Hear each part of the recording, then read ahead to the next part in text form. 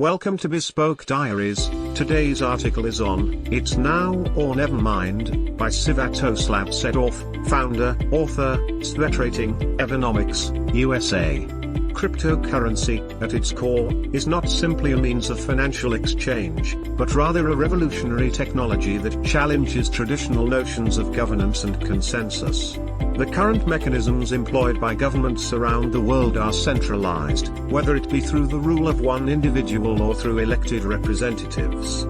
However, recent political and military events have made it clear that not only is the autocratic model of governance ineffective and dangerous, but even democratic systems can be slow, outdated, and inadequate. This has led many politicians and scholars to recognize the need for a more efficient and effective global governing body to replace the United Nations. However, this alone is not enough. In order to truly bring about meaningful change, we must also address and challenge the centralized governance systems that exist within individual countries. The advent of cryptocurrency and the underlying blockchain technology it is built upon has the potential to revolutionize the way we think about and implement governance.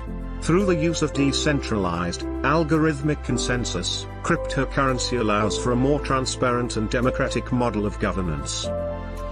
By removing the need for a centralized authority, it allows for a more efficient and effective means of decision-making and problem-solving.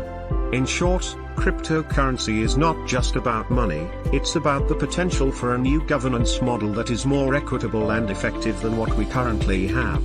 It is a technology that has the power to disrupt traditional power structures and bring about real change in the world. It is important that we continue to explore and harness this technology in order to build a better future for all. The implementation of decentralized algorithmic governance in existing centralized systems is a complex and challenging task due to the entrenched political and commercial interests that underpin these systems. Additionally, the disarray and inertia of social systems further complicates the process of introducing such new principles. Therefore, the only viable solution is to implement these new principles in a separate territory, where they can be tested and refined before being introduced in other areas.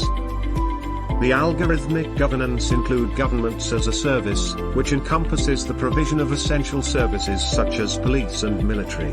This approach is intended to reduce the need for traditional government structures and to create a more efficient and responsive system of governance. In addition, non-coercive, voluntary taxation is proposed, allowing individuals to choose how much they wish to contribute to the collective good. Furthermore, the decentralized governance solution also include the direct participation of the people in governance through the use of decentralized autonomous organizations, DAOs, and algorithmic consensus.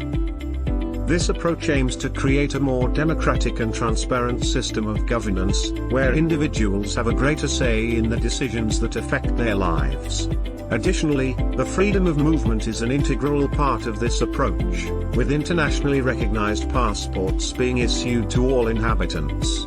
Those principles also include the prohibition of violent conflict resolution, both internally and externally. Instead, non-violent methods of resolving disputes are to be used, such as mediation and arbitration. This approach is intended to create a more peaceful and stable society. Additionally, the algorithmic governance also requires political and technological autonomy, which allows individuals to make their own decisions about the direction and development of their society. The right of refusal, where none of the laws or regulations of the umbrella state can be enacted without the voluntary consensus of the autonomous inhabitants, is also a key principle. This approach is intended to prevent the imposition of unwanted laws or regulations on the inhabitants of the territory. The right of expulsion is also an important principle, which allows anyone to be denied the right of residence or entrance if they breach one of the city's core founding theorems. This approach is intended to protect the autonomy and integrity of the territory. Finally, the principles of decentralized algorithmic governance entails the representation of the territory in international organizations, which is intended to be minimal in order to maintain the autonomy of the territory. In conclusion, the implementation of decentralized algorithmic governance in existing centralized systems is a complex and challenging task. However, by implementing these principles in a separate territory, it is possible to test and refine them before introducing them in other areas.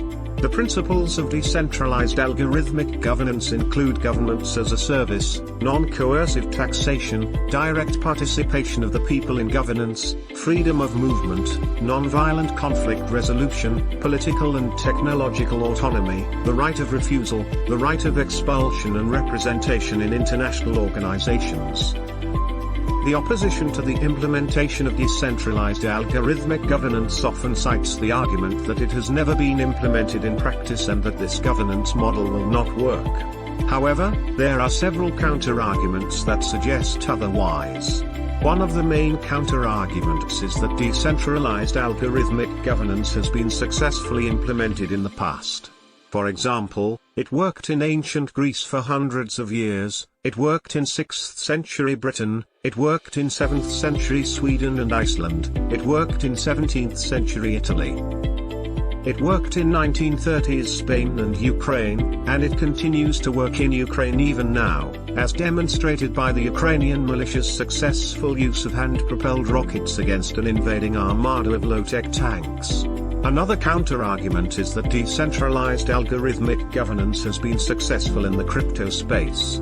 In less than 10 years, a $3 trillion economy has been built from scratch without the intervention of central governments or their regulations. Furthermore, the argument can be made that in order to implement decentralized algorithmic governance on a larger scale, it would require significant investments and the support of politically influential figures who can convince key decision makers of the benefits of the new governance model and the potential for disruption to their societies if it isn't implemented. In conclusion, while the opposition to decentralized algorithmic governance often cites the argument that it has never been implemented in practice and that this governance model will not work, there are several counter-arguments that suggest otherwise.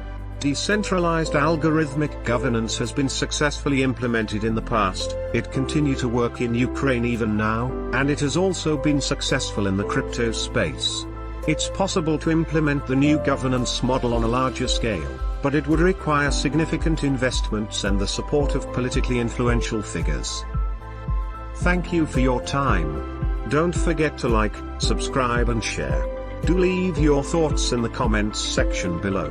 For similar type of article, please reach us at contact@thebespokediaries.com, or you can visit our website www.thebespokediaries.com.